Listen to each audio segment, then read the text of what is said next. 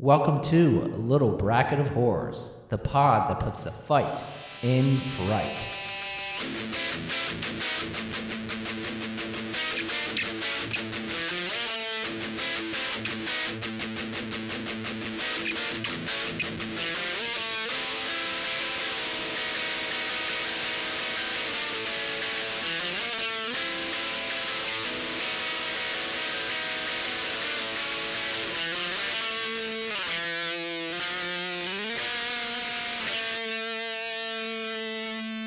Welcome back, everyone. I'm Derek. I'm Shelly. And we are Little Bracket of Horrors. And I'm Chuleta. And we got a little guest with us. She's a silent guest. Chuleta is hanging out. Here. Yeah. We got to, we had the privilege of being able to dog sit sweet Chuleta over the last couple days. Sweet little girl. Yeah. But, yeah, she's going to hang out with us while we record a podcast. We usually throw her in another room with my sister. Yeah. When we're at my house, because she does bark a lot at my house. Mm-hmm. But I was like, she's going to insistently ask to come into this room if we don't. Yeah. Different environment. She's the protector at your house, so she's got to state her presence. So she weighs 9 pounds though, so I'm not quite sure what she would do. She's protecting something, right? But yeah, Shelly, it's good to see you. You too. It's been a second. Yeah, it's been a while. I know. I was off gallivanting in the Shenandoahs. And yes. It's been what was it? What was our last episode? Oh my gosh, I'm brain 30 farting. Days a Night. That's right. That was so long ago. Yeah, that was forever. It was forever ago, but it's awesome to be back. And we'll play a little catch up. Watch anything scary? Anything scary happen? Watched Late Night with the Devil. Awesome. I've too watched it. How did you feel? It wasn't great. Okay. I liked it a lot, but yeah, go ahead. I mean, I like the creativity of cutting in and out from like we're live on the air and then like real, like this is us real. It left me kind of incomplete. Yes. Open. Didn't love it. Okay. I don't know if I watched anything else that was scary. Watched a lot of true crime. I've been really into rom-coms lately. Okay, cool. I swing both ways. That's good. Yeah. Horror rom-coms. You gotta cleanse the palate. Cheesy rom-coms on Netflix. It's bad. All have like that same plot where like they meet each other, they fall in love, something bad happens, but inevitably they end up together. Of course. Yeah. The plots are all so predictable. They're all the same. And I can't stop watching them. Oh, yeah. I mean, they're lighthearted watches. And it's always like, a good Sunday afternoon, like in bed, cuddling with the dog. Let's put on a rom-com. Yeah, we don't do that. Oh, you don't cuddles? Nah, I'm too busy. Oh, yeah. I'm always going. Okay. You are super busy. There's something going on. Yeah. Yeah. Besides that, if you want to say scary, I had a CT scan this morning. Okay. Just to follow up with what I've had going on again. And I sat up for after everything was said and done because it's, if you know anything about CT scans, it's either without contrast or with contrast. Contrast is a liquid they put into your blood veins to help see something. I'm really not quite sure. The only thing I know is when they do put it in, it makes you feel like you need to pee. You're not actually feeling it, but it gives you like this warm sensation all over. But anyways, I sit up and I look at the CT machine because I'm not watching as they're inserting the like needle and IV and whatnot. I don't watch. I'm just laying there. Ready for it. That's on them. Yeah, it's not my problem. You guys are the professionals. I don't care. I don't want to be involved. So I sit up and I look at the CT machine and there's blood splattered all over the CT machine. I was like, oh. Good heavens. What? Oh, no. And they're like, yeah, we had to clean that. I'm like, I guess I was a little bit of a squirter this morning. Not what I thought I would start my day with. Yeah, it was very interesting. That's pretty intense. An intense scene. Yeah, I mean, I seem to be faring pretty well. I'm a little swollen. Yeah, I was gonna ask. Bruised, because I have little deep veins, I guess they said. Okay. I always thought I was like dehydrated, and that's why I always have a hard time. But a nurse recently told me, they're like, you have good veins. They're just really deep. Okay. So they always have a hard time going in like in the normal places they would go for blood. Like in your, what is this? The pit, the armpit? Is that no, this is an armpit under your elbow shoulder. Pit? Elbow pit. Maybe. I don't know. I'm not is a doctor. Is there a technical name? Now I don't know. I don't know. Where the elbow pit, we'll call it that. That's where they would normally go in. And they don't. So I have all these little scars on my hands. Oh, they always go in with like baby needles in my hands. Such is life. But Yes. I'll take it. Yeah. High tolerance for pain over here. So That's good. yeah, That's good. So that's it for me. I Yeah. guess just been traveling a little bit myself. Went to Orlando 2 weekends in a row. So other than that, life's been gravy. Okay. What about you, D Money? I know you had your hike. Yeah. And you've watched some things. I have. One particular thing. Yes. Go ahead. So my wife and I, we have our wheel that we like to Yes. watch movies. And funny enough, rom-com, the next movie we landed on was Bros. That Billy Eichner. Oh yeah, I never watched that. I haven't either. It's on Peacock, so I don't know. Sometimes I turn on a little flick at work. I don't know if that's one of those movies I could turn on at Oh, work. I see. If there's nudity, I try to not watch it. Yeah, that's probably a good move. I stay. That's why I stay in the innocent, corny ones. Yeah. Perfect. No lovemaking scenes. Yeah. Keep it PG as much as you can. Right. So, last time we landed on Saltburn, which you and I talked about a very long time ago. A long time ago. Yeah, so we eventually watched it, and I knew of the bathtub scene, so I was prepared for that. I was not prepared, and I did one of those things where I'm like, oh my gosh, and I actually grabbed Carrie with my arm and chuckled. The vampire Oh, yes. scene. Yes. I was like, good Lord. I was Yes. not expecting that. Yes. What a crazy movie. Crazy. I loved it. It's one of those movies. I'm obsessed with it. We know this. It's one of those movies that when you're done watching it, you actually sit there and you're like, what Yes. the fuck? Yeah.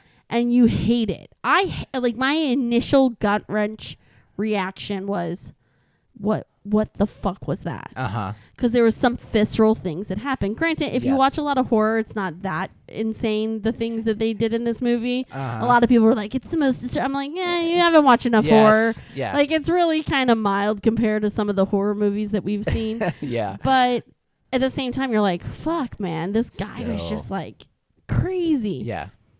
But then you let it like mull over for a little bit. You kind of maybe do a rewatch. Uh-huh. And you realize the beauty of that whole entire thing. Yes. The foreshadowing, the cinematography, the way it's shot. Oh, Yes. so beautifully shot. I know. The cinematography is amazing in it, and I love the callback at the end where they show where he is setting. I don't want Yes. to ruin anything, but Well, if people haven't seen it by now, like, if fuck you're like you. me, yeah. Fuck you. But oh my gosh, I love that. I love it. It was kind of like an Unusual Suspects, like Right. Like, oh, here's Right. this guy that's been pulling all these strings. At So what good. point did you pin him on it? Did you before the monologue at the end, or So when I was like, oh, he's been infiltrating on purpose. Yeah. Like when so after whoever the brother was. yes, So when that all went down, I was like, okay, during the like Shakespearean yes. party? So which was like his birthday party, I guess. Yes. But when he got taken out, I was like, he had something to do with it. And then just how he was reacting with the family, I was like, he's looking to take them down. I will say, like, I kind of figured he was involved with what happened with the sister. Yes. But then I sat there, and when he saw the mother in the coffee shop, I honestly was like, oh, what's going to happen next? And I thought it was all innocent. Oh, okay. And then they, like, shoot to, like, her in the bed. And Yes. then he goes On over life support, everything yes. and does the monologue. Yeah. And it's one of the greatest monologues. I mean, it's amazing. And he crawls on the bed and like blows smoke in her face, and she has like the ventilators and all the stuff on her. It's like, holy, what an evil dude. And then, of course, I'm obsessed with Is it Barry, the actor? Barry Koenig. Is that how you say it? I think it's Koenig. Koenig? Yeah, So it's like good. Irish. He's in an A24 movie, The Killing of a Sacred Deer, that Haven't seen it. I've heard great things about. Yeah. I plan on watching it, but his performance in this was amazing, so that's just triggered me to want to catch more of his stuff. Definitely. I mean, I want to see more. So, have you seen Promising Young Woman?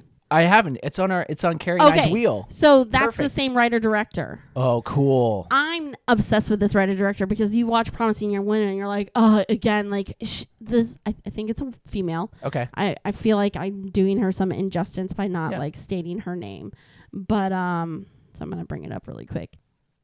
Emerald Fennell. Emerald Fennell. Okay. Yes, it is a female. Okay. She did Promising Young Woman. She did Saltburn, Killing Eve. She was in the movie Barbie, but she wrote and directs Saltburn and Promising Young Woman. Nice.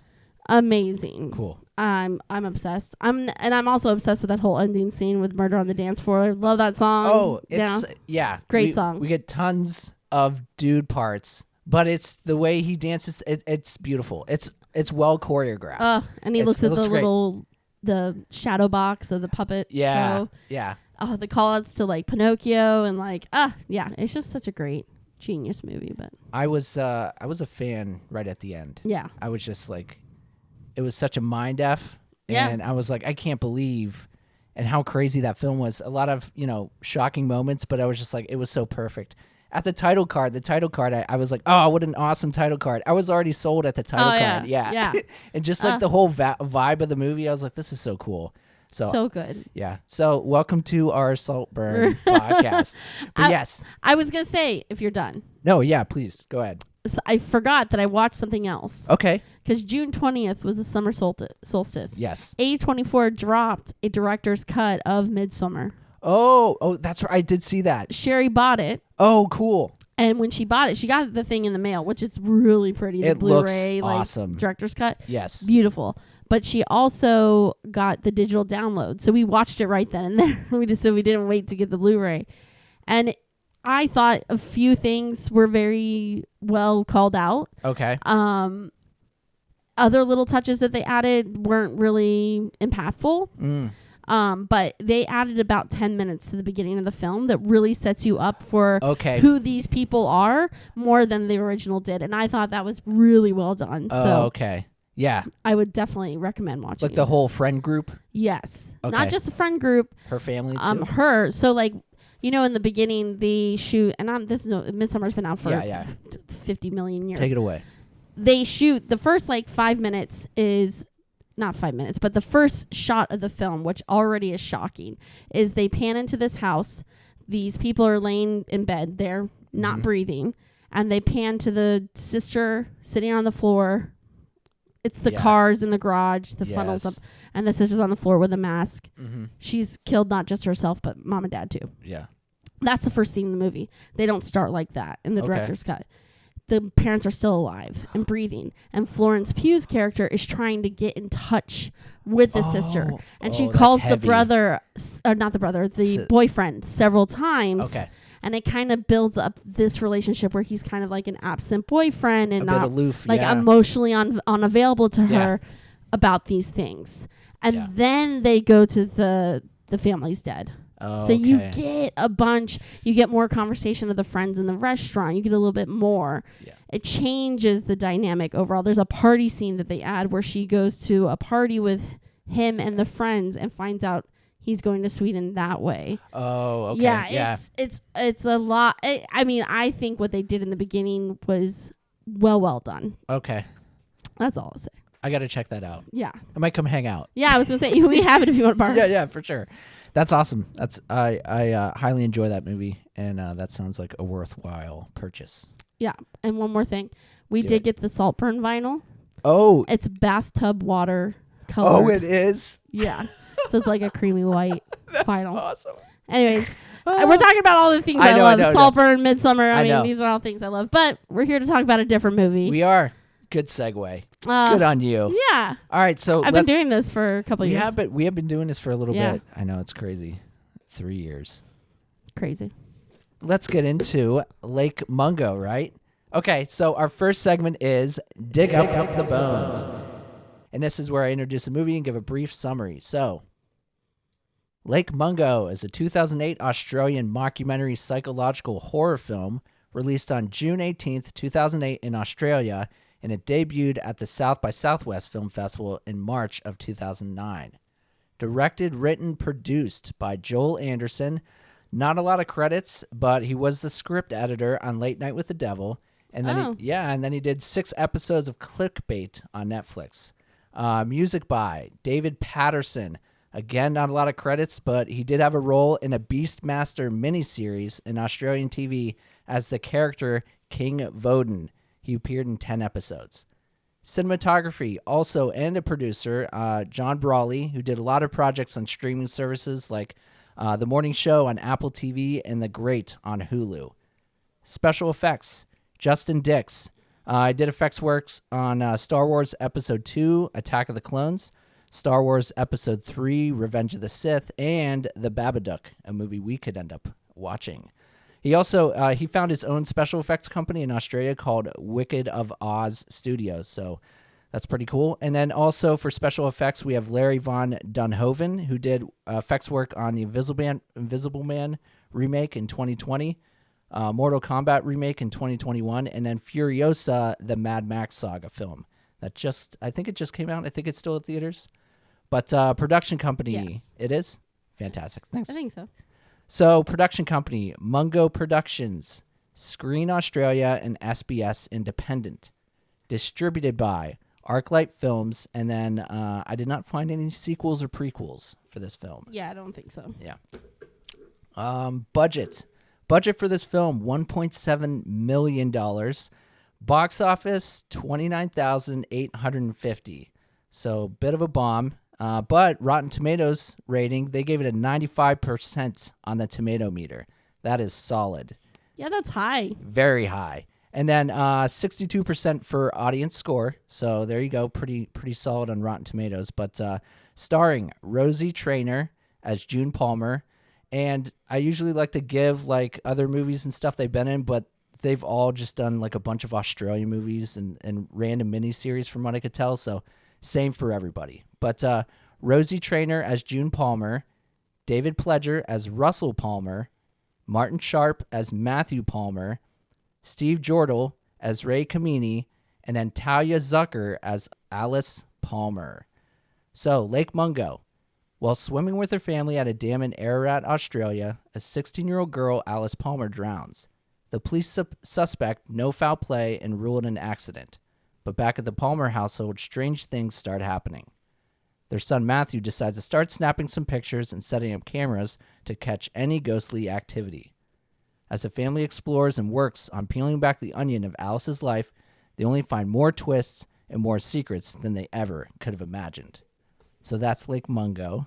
Initial reactions to us landing on it. How did you feel a month ago when we landed on this and we had all this time? So how did you feel initially, Shelley? So, this was my pick. It was. I was just going to say. Pick. I think it was. Yeah. It was.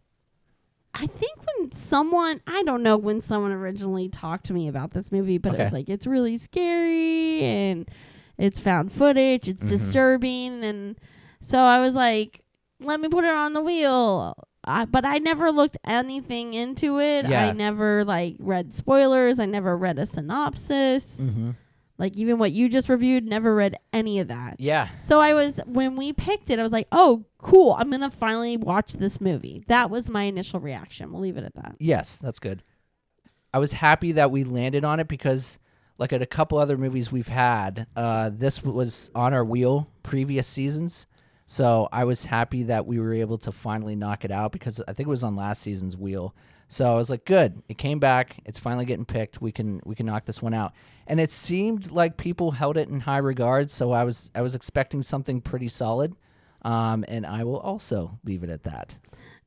There you go. There you go. All right, let's get into our roundtable discussion of Feasting Fiends. And in this, we discuss the overall pros, the overall cons of the movie, characters, dialogue, and then our favorite kills/scares. Shelley. I actually want you to kick it off. Okay, cool. Yeah. Okay. I'd like you to start. All right, so here we are. So I think any kind of scary or spooky moment in this film is brought to us via Matthew's photos and video footage. Pretty much. And then the zooming in effect with like the pixels moving, almost giving like the face like this like lifelike movement is where we get any of the good stuff. I think this movie does a really good job of showing the grief process, and it shines a pretty truthful light on it. And it shows all the Palmer family like going through this process in a different way. Like Russell, the father, he throws himself into his work and he tries to move on like right away. Matthew seems to like isolate himself and get into like the photography and filming. And then June the mother is in complete denial. And, you know, she starts having these nightmares and going for walks at night and ending up in people's houses, like all this crazy shit. But it also shows just like with a tragic loss in a family, there are these different ways to go through that grief process. I thought that did a really good job. Yeah, like the dad threw himself into his work. Exactly. Yeah. All that stuff. So I thought that did a really good job. I thought as a mockumentary, like it hit the nail on the head as far as a documentary. Like until the scary stuff started happening, like 20 minutes into the movie or whatever, I felt like it had a very solid documentary feel. Yeah. Like it was a sad documentary. I've watched plenty of sad documentaries. So it felt right in line with all the other ones. And then my final pro was that I thought the music that accompanied the photos and the footage, which was by David Patterson, I thought it was a perfect marriage for those moments. It just created like this really eerie and like uneasy sense in you while you're sitting there watching and it's zooming in on this image. So I thought the music was a really good job as well. Nice. So those are my pros. Love that. Thank you. Love that. What do you got? I think my biggest one is I've literally not seen anything like it. Mm-hmm. And most of the time in the horror genre, you're going to see found footage mostly. I think Deborah Logan, we kind of had a mix of documentary and found footage, but you knew it was fake. Uh-huh. If no one had told you Lake Mungo was fake or like a movie farce or whatever you want to call it, if you watch, like you said, the first 10 minutes, they were all very believable too. Like the actors did. That was my second pro. Overall, the acting was really good where you really thought like, okay, this family lost this person. I mean, so much so they're like, I couldn't get the car into gear, so we drove home backwards, which was kind of silly. But I was like, I mean, but if you're like driving home backwards, as ridiculous as sounds, when you put yourself into their shoes that they just identified their daughter's body, yeah, maybe you're a little frazzled and you can't figure out how to get the car to go right. Yeah. So I thought overall the acting was good, and it was like, you don't see this type of horror movie all the time. I would scout it very minimal horror. There wasn't a lot of too scary. It was creepy. Yes. But yeah, I really liked how it was done with like the documentary interviews, the footage, the pictures, and how they kind of pieced it all together. And there was some scenes where it looked like they were shooting a movie of these people. Like they were doing things like Ray. There was a scene specifically where they were just shooting him, and it didn't look like a documentary. It looked more like something they were filming, like a movie. An actual film. So they kind of had a mix of everything, and I really did appreciate that aspect of the movie. And those are my pros. Those are your pros. Yeah. All right, cool. I will say it was funny with that backwards driving scene. I found a lot of symbolism in that moment because I know a lot of times when you're struck with something tragic that happens, we both have dealt with grief. There is that moment when you're just like, how is that, like just like 5 minutes ago, like if we could just go back there, like this moment does not exist. So like it almost felt like them driving backwards into town after at least Russell identified Alice's body. There's that moment. It's like, she was just with us. Like if I could just go back, like around the corner, sure, yeah, she would. I found a lot of symbolism in that moment, and I did like that driving backwards part. Yeah. But let's move on to cons. You want me to go cons first? Yeah. Okay, cool. You take it away. Slow burn, and very low on the scary. But one of the things, I guess one of my major cons was that it was lacking any kind of like story cohesiveness. There were a ton of twists that were thrown in this film. I mean, between the reveal of Matthew doctoring these photos and pictures and putting Alice in them, and then the TUI tapes with the husband and wife, which had no holy shit. It seemed like there were a lot of great ideas, like twists, just kind of thrown into this movie that I feel like they could have kept one or two, and it just felt like I was getting beat left and right with all these twists. And I also, with Matthew's photo reveals that he was doctoring them, it was pointless because after he left on the trip with Ray.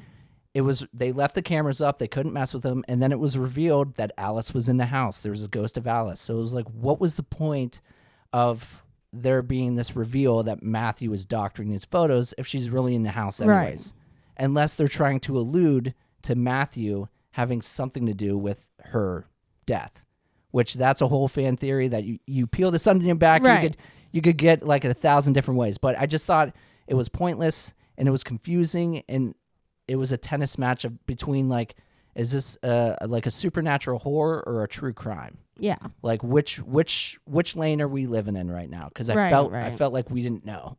Exactly. So those are my cons. What about you? Yeah. So same. I said the plot and whole story was so disconnected. Yeah. I mean, I didn't get.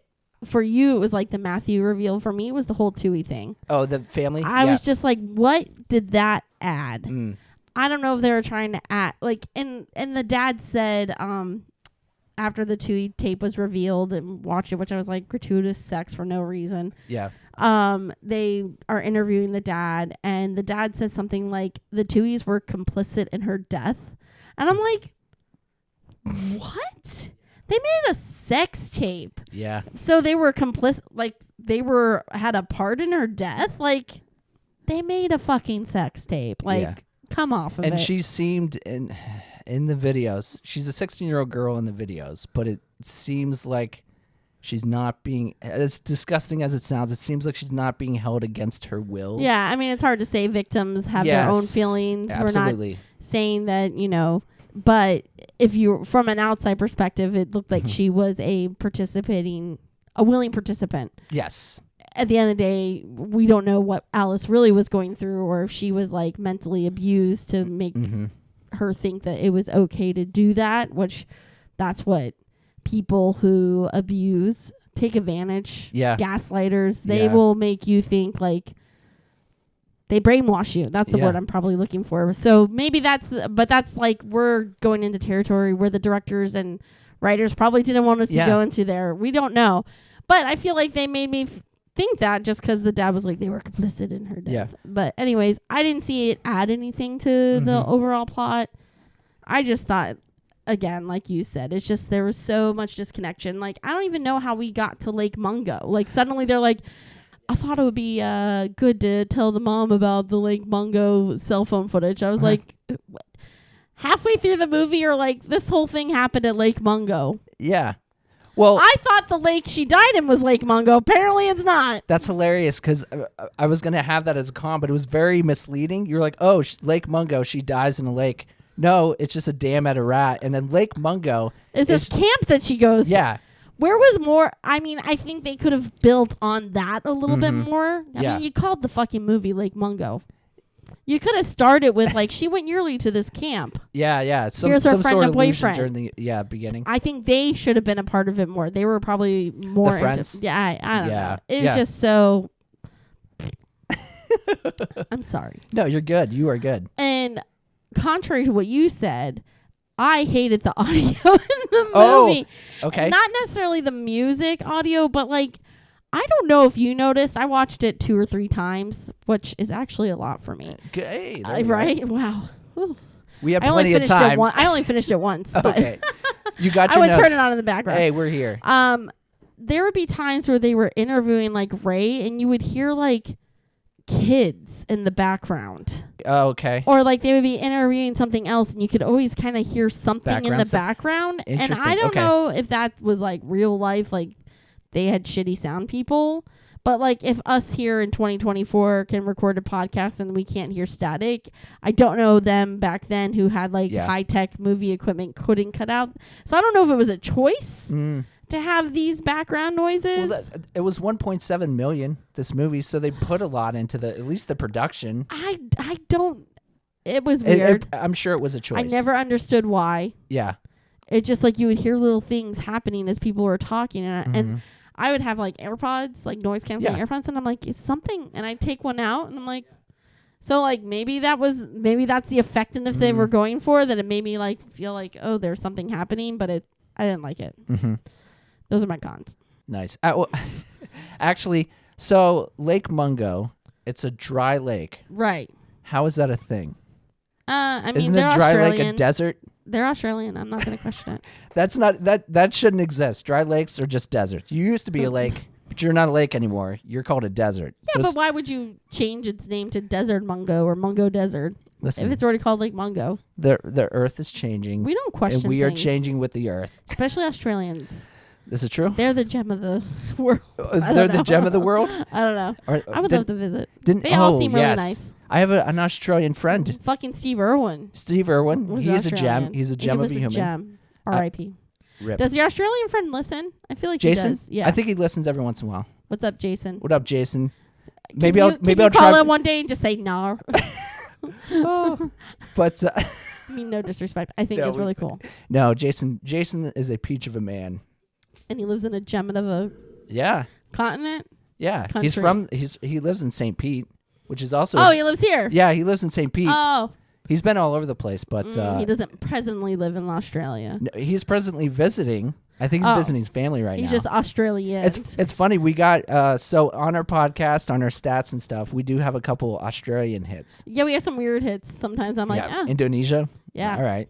We had Russia one time for Didn't something. we have like United Arab Emirates or something? I think so. Some Saudi king. I'm like, oh. Too bad they didn't ask for $10,000 to save them from the Queen or whatever. They can sponsor this podcast. Yeah. Your sweet oil money.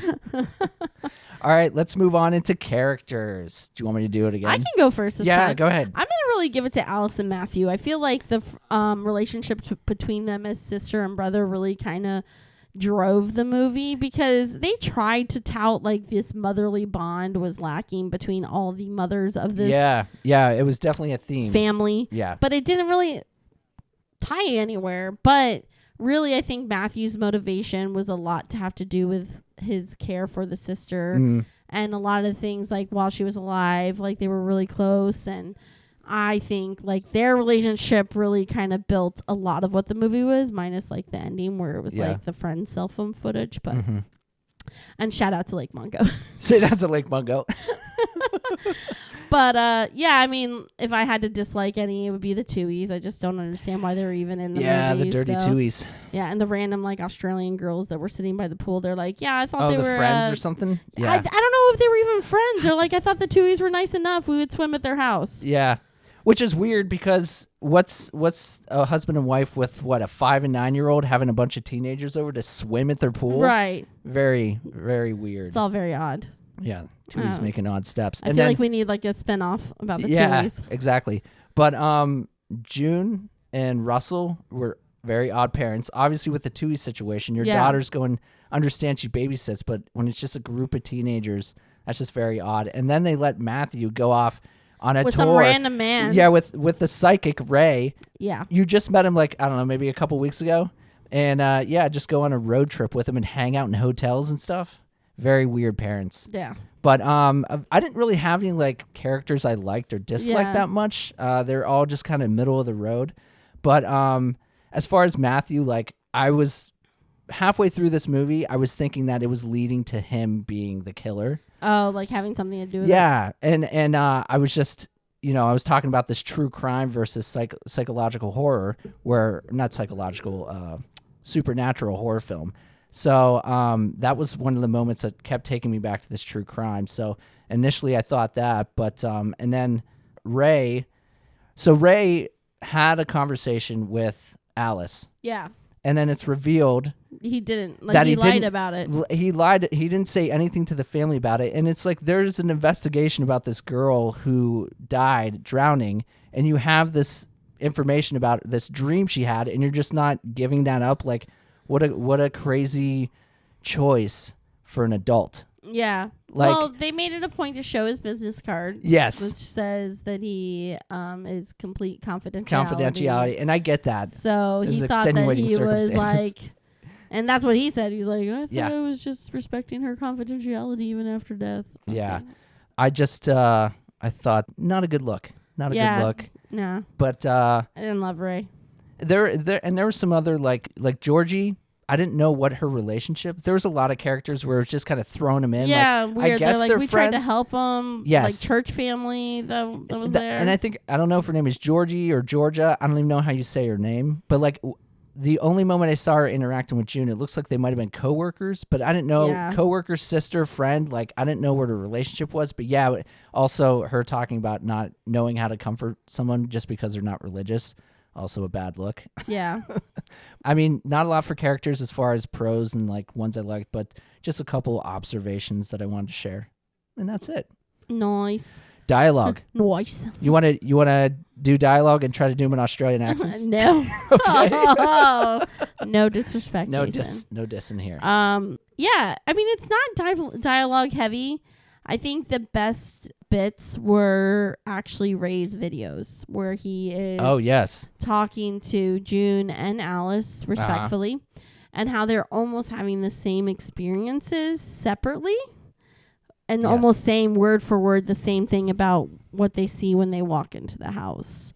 So, I mean, I pulled one of June's when she was talking, and I don't know if this is specifically from the Ray tapes. Okay. But Shun does describe an experience that she had a dream. Okay. She basically had a dream that sounds very similar to what she then saw and what Alice saw. So June says, I had a dream last night. I was cold and wet. I felt heavy, like I'd been drugged. Mm-hmm. And when I woke up, the sensations didn't go. I was feeling sick and confused, and I was starting to get scared. I needed to see Mom to talk to her. I stumbled to her room, and I stood there at the bed watching them. I was overcome with the intense sadness. Then the sadness turned to fear. I just stood there paralyzed with fear, and I realized that there was nothing that they could do for me anymore. I've never felt so utterly alone. Everything felt wrong, my body, the way things looked. Then I realized that there was something wrong with me. I started to cry standing there at the foot of their bed. This might be an Alice quote myself. That's June that reading. Is June. Yeah, that's June reading Alice's diary that she found in the safe box. But that was Thank you. But that was a good line too. That was a good moment in the film. Sorry. Yeah, no, but June reading Alice's words about just being stuck in this situation. Yeah. Yeah. That was a pretty heavy moment in this movie this is more of a grief movie than a scary movie. Right. For me, that's how I Maybe that's what's scary about it, yeah. Yeah, and that's real life horror that you have to deal with. So, unfortunately, as we get older, we just deal with it more and more.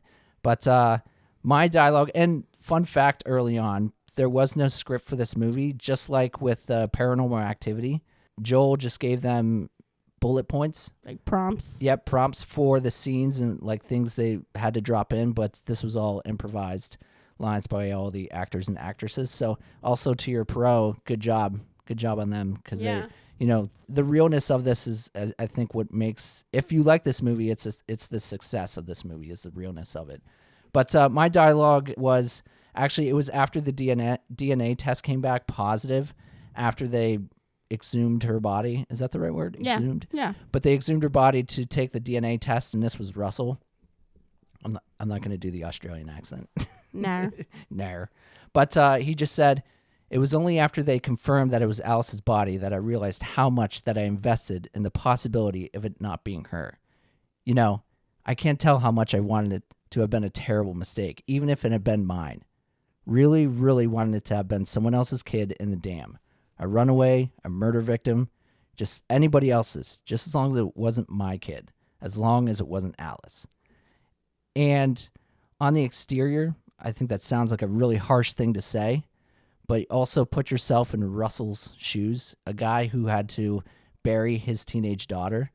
And I think you might have empathy in that moment when you're like, yeah, this sounds like a terrible thing to say, but also like your life has been completely ripped and turned upside down. So I can understand a comment like that where you're just like, I wish it was anybody else but mine. Yeah. So again, adding to the grief of this movie, and anyone who's gone through it might be able to see themselves in those moments. So I thought that was a very meaningful line coming from Russell. Yeah, that's deep, man. It's very heavy. Yeah, this whole movie, it's very heavy. So excellent. All right, let's move on into favorite kills or scares. Here we go. I mean, we had none, really. Yeah. I mean, the only thing is, like, at one point towards the end when they are... I think that was Alice's phone footage that she sees herself. It was on her own mobile, yeah. And they zoom in. It's the distorted face of Alice. And they made a loud noise that kind of made me like, ah! Yeah.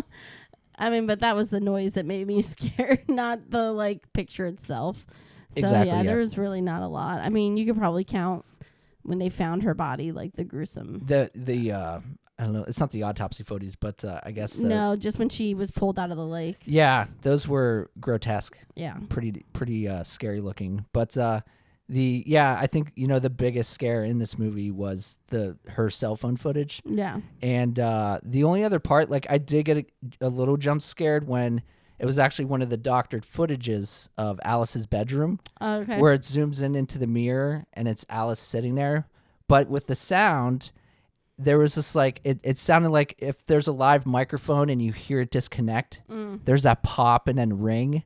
Like that got me so bad in that moment. I didn't jump, but next to the final moment with the bloated face reveal, that was the second best moment. So like I wanted to give a shout out to that movie because I think the balance of that with the image and the music, like I said in my pros, I think that was very good. Matthew's clever television trick. His doctored stuff. But all right, so that takes us through our kills or scares. Let's get into final cuts. And this is where I reveal the shocking ending of the film, and we discuss and give our ratings of 1 to 5 stabs. 1 stab, no redeeming value. 2 stabs, bad. 3 stabs, mediocre. 4 stabs, good. 5 stabs, masterpiece. After the family sees a cell phone footage from Alice's trip to Lake Mungo with her friends, they take a trip to the dry lake to find the bag Alice is shown burying in the video. Upon finding the bag, it's revealed that inside is Alice's mobile, necklace, ring, and watch.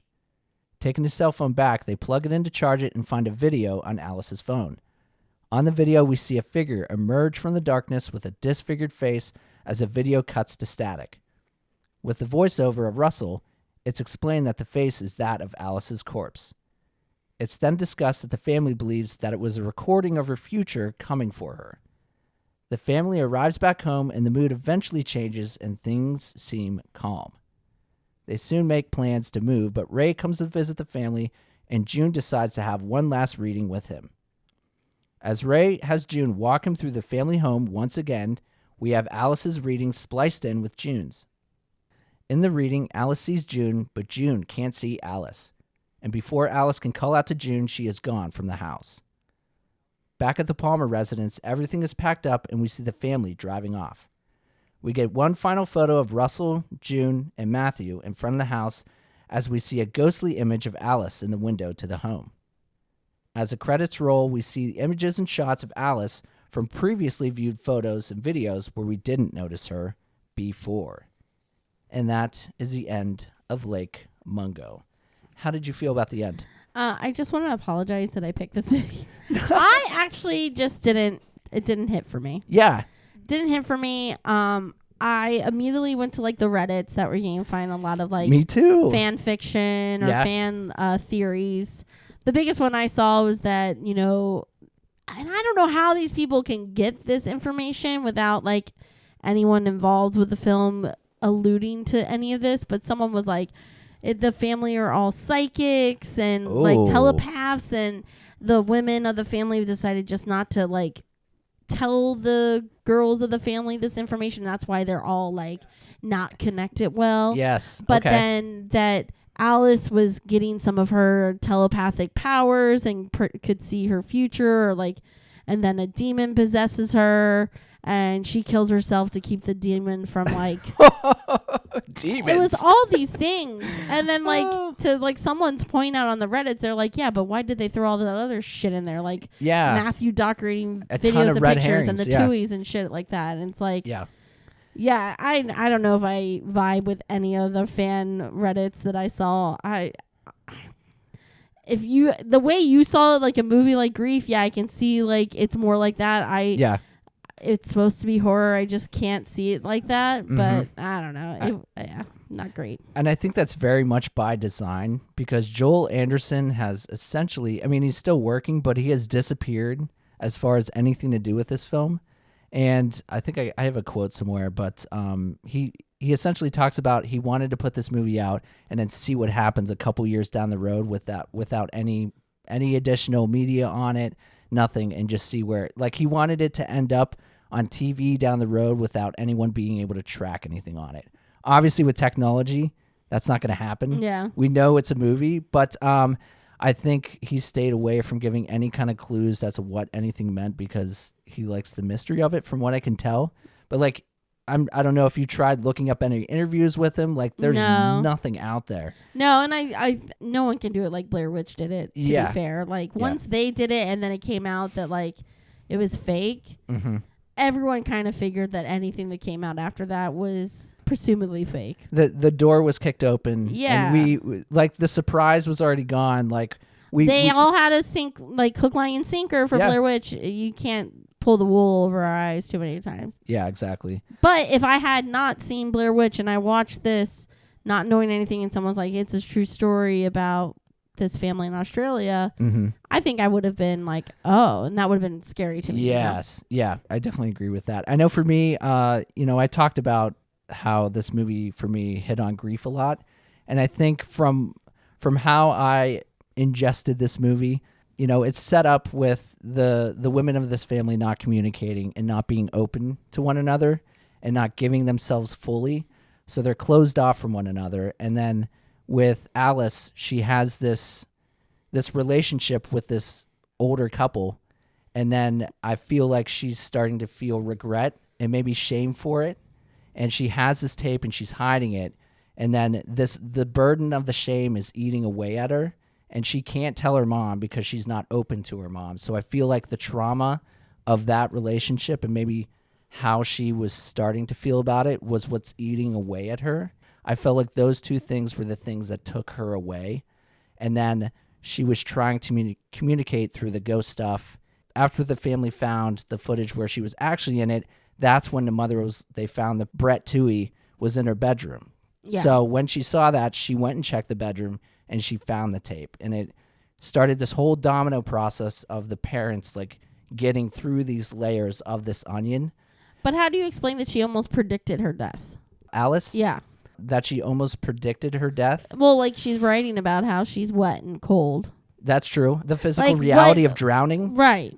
Maybe it was this symbolic drowning and not being able to get out from this mess because she didn't know how to swim or something.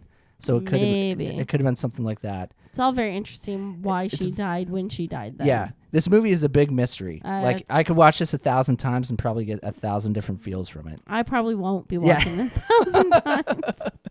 All right. So I think it's time we give it our stabs. All right. Go ahead. Okay. Well, I mean, I always like to start with a 3 and like see where we go. And I just don't have a lot of redeeming values on this one. I found myself not paying attention. I found myself just disinterested and just like mad at like why they were going the direction they were going. Like I said, it had its things here and there that kind of was like, well, good on you, like great acting, but not enough to be like, woo. Yeah. I mean, it's hard. I'm gonna give it a 2. I almost want to go lower, but I don't see it having a strong presence at the end of the battle or during the match. So it just not great. I think it was really hyped up to me, and I was very let down. So, which clearly over 90% on Rotten Tomatoes, like people are getting it. Yeah, it just was lost on me. People will love this film. All the different reviews I read and all the stuff I was digging into to try to get. I guess the vibe of how people felt about this movie. People love this movie. They talk about how it's terrifying. And I understand like the subtlety of the scares, but that's not my style of horror that I'm looking for. So for me, I landed on a 3 stabs because I liked the movie, but for a horror movie, it's not what I'm looking for. Right. It's more of this is more of a drama to me with some spooky elements. But and one of the things that I'm always going to go back to is just this tennis match between, is this a true crime? Yeah. Is this some sort of... It was not a clear path. Yeah. So I just, I landed on 3 stabs. Okay. That's how it goes. All right. All right. So let's go into Voices from Beyond. And that's where Shelly shared your guys' thoughts. Yes. Thank you as always for joining in. All right. First up, we have Brian M. I groaned at the mention of found footage when Lake Mungo was selected, but I went in with an open mind. Thankfully, it was more documentary with the found footage incorporated, but that's about the only positive thing I can think of.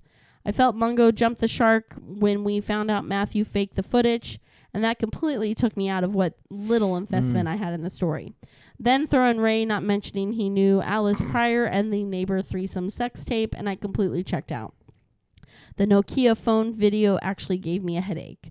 I did appreciate the full circle reveal of Angela foreseeing her mom abandoning, I think maybe he meant Alice. Alice, yeah. Foreseeing her mom abandoning her ghosts.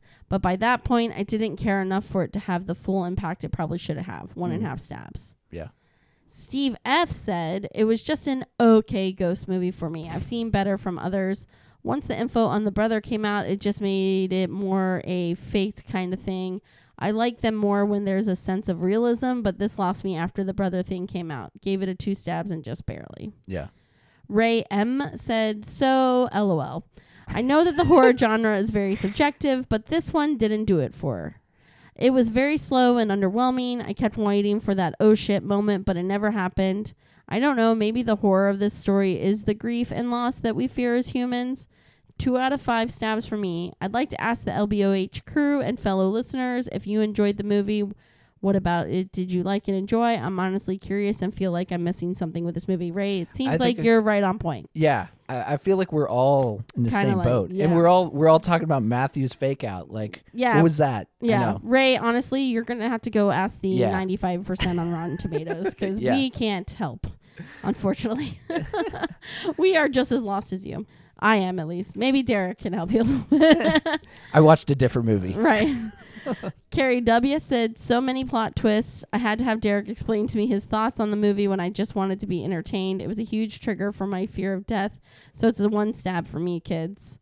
Yeah, I need a translation too. Don't worry.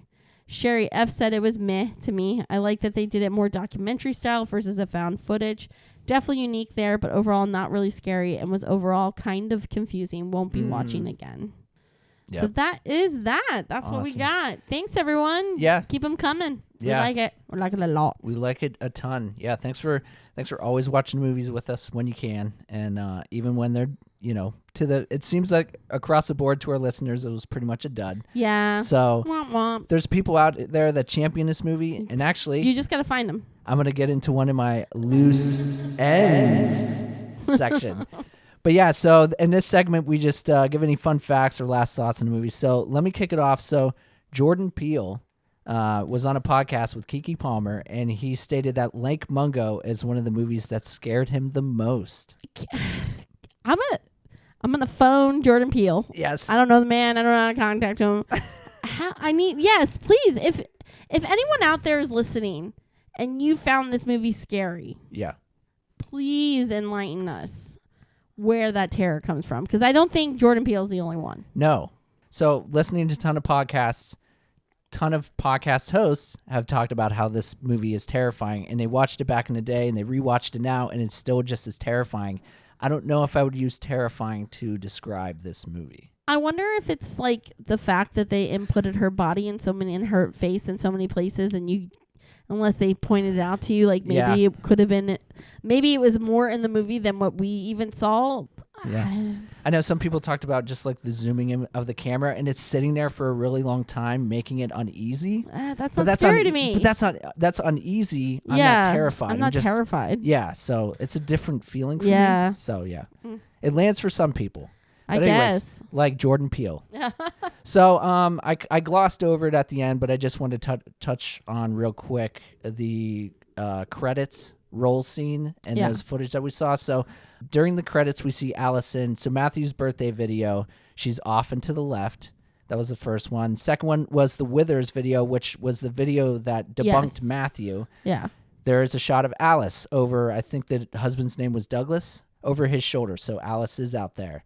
Matthew's backyard photo, we see Alice by the tree in the middle. Yeah, like off to the side though, but she's actually off to the side. She's off to the right, like sitting on a bench or something. And then the last video is of Alice in her room sitting like in her wicker chair. Yeah, but I don't know what that footage is about. It was like while she was still alive, wasn't it? Yeah. It was actually a rerun it was one of Matthew's home videos. Maybe it was the video he used for his like fake out in the mirror.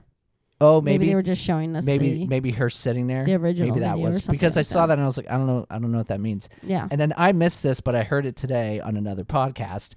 But apparently there is an end shot of the lake where there's lightning and there's a human standing there. I don't know what that means. I don't know. Again, this movie's a big mystery. Yeah. And then the last fun fact I have for loose ends is Joel Anderson goes uncredited as a documentary interviewer. Yeah, I saw that. Yeah, so I thought that was cool. Because you do hear the interviewers' voice. Yeah, so. you hear him talk a couple times. So, yeah, that was it. All right, you ready to move on from Lake Mungo? I'm ready. All right, so next up we have Wheel of Death. And this is where we replace Lake Mungo on the wheel, and Shelly is going to our movies while Chuleta cheers her on in her silent ways. Bye-bye. And we have... Ooh, a pick from me. Oh. Ooh. You have any left? I don't know. I guess so. I didn't even know I picked this. Okay, cool. I don't remember. Sleepaway Camp. Okay. I feel like we did this one for some reason, but maybe we haven't. It's just a solid one. Yeah. Sleepaway Camp. Sleepaway Camp is now on the wheel. Are you ready for the movies? I'm ready for the list. All right. So the list on the Wheel of Death is The Exorcist Believer, The Haunting, Sleepaway Camp, The Wailing, Frozen, The Babadook, Children of the Corn, The Shining, Event Horizon, and then Dead Snow. All right, so let's save the wheel. All right, you ready to do our chant? Ready. All right. Wheel of Death. Wheel of Death. Wheel of Death. Wheel of Death. Next up, we have a fan submission. We do. So you will be invited to be on the podcast. Heck yeah. Because the next movie is, you want me to say it? Say it. It's The Haunting. The Haunting. So Steve F. Steve F. We're going to be reaching out to you. Yes, we will, so sir. You better be ready. That's right. So anyone who's listening, these fan submissions, you have options. If you want to come join us on the podcast, you're more than welcome to. If you're local to us, you can join us in person. If you want to phone in, we'll do that as well. If you're nervous about any of that stuff and you just want to send like your thoughts, options, the ball is in your court. So whatever you want to do. And let me just clarify really quick. Do clarify. This is the 1963. Yes, 1963. That is not correct. The remake. Not the remake. The 1963, The Haunting. That's right. And do we show it streaming anywhere? Yes, it is right. on Tubi. So no excuses. Pump those fists in the air. Tubi. Or you can rent it in most platforms if you don't. It's Tubi's on Tubi. free. Yes, exactly. All right. I think that's it. Yeah. All right. We did it. We did Lake Mungo. Whoop, whoop. Oh, little heads up. This episode may be coming out a little later because my computer is broken. Oh. and I need to send it to a shop to get fixed. So womp womp. This comes out when it comes out. Pay attention. I don't know why I'm telling it here. Right. I mean, it was supposed to be Wednesday. Yeah. But it'll come out. Wednesday, July 3rd was the original. I guess apologies for this being late. So shit happens, man. Shit happens. Life is real. Life gets real. We're just a couple of people. That's right. So don't miss out and tune in to the end of the season where we'll be taking all of the films we watch and have them battle it out in our end of the season deathmatch tournament. If you listen on Spotify or Apple Podcasts, please hit the follow button and give us a rating and review if you like what we do. You can find us on Facebook and TikTok by searching Little Bracket of Horrors and on Instagram by typing at Little Bracket of Horrors. We also have merch available at tpublic.com. Just search our name in their website search bar or pay attention to our socials for a direct link. Thank you everyone for tuning in. I'm Derek. I'm Shelly. And I'm Juletta. And we will catch you on the other side.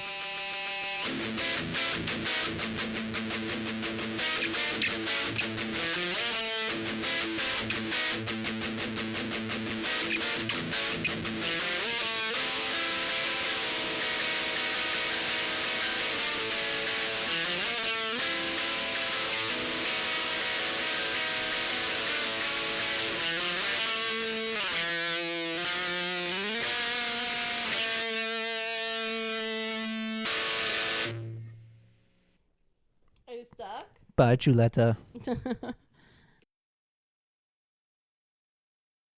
Get ourselves comfy and cozy. I'm going to come this way. Yeah. Oh, no. There we go. Good. Oh, hey. Kicking each other. I hear staticky, but is that me or? You know what's funny? Whenever I do the edit, like we'll talk like, oh, there's that static. It never picks up. It never picks up. I wonder if it's our headphones. Maybe that's it's picking just something up because they're cheaper Amazon ones. Yeah, exactly. Am I? You sound good. Check. I was like, who's the last one to record? It was Ian. Did you see what he got for his next episode? No, I didn't. Poltergeist. Oh wow, I don't know. I know. I think Poltergeist is scarier than Paranormal Activity. If you ask me. I would agree. Look at this one already. Is she? She's just like so comfy, chill. cozy in your home here. I haven't spent a lot of time with her when you guys have traveled, but I can only imagine that it's pretty seamless. Yeah, I mean, she acts just like this. I mean, sometimes there's an adjustment period. Yeah. She's like, where am I? What is this place? As long as you have a bed and like she can sit next to someone, she's like, ready to that's go. where I am. Yeah, that's cool. That's my place. She's super chill. She is. Right, Choletta? You don't want to say something? She said nothing. Because she's so chill. Yeah, she has nothing to say. Nothing to say. Oh, you go be cute. Don't lick your crotch in front of people. Do that in private. She's a sweet girl. Oh, I love that dog. She's a fantastic doggy. I can talk about my dog for hours. All right. You ready? I am ready. I don't think I had any more comments. Yeah, Carrie watched it with me the other night. And I see her. No, she didn't give us one. No, she just did. Oh, she did? 12 minutes ago. Okay. She said the Wi-Fi was struggling at the doctor's, so she didn't know if she was going to get it in. But there you go. She got it in. Thanks, Carrie. Thanks. You're the best. And then I saw Brian, Ray's, and my dad's. Yes. That's good. That's a good little chunk. Yeah. I made Sherry watch it, but of course she never sends me. Yeah. Let me see if I can get one before. Oh, yeah. We do it. Okay. Ready? All right, good.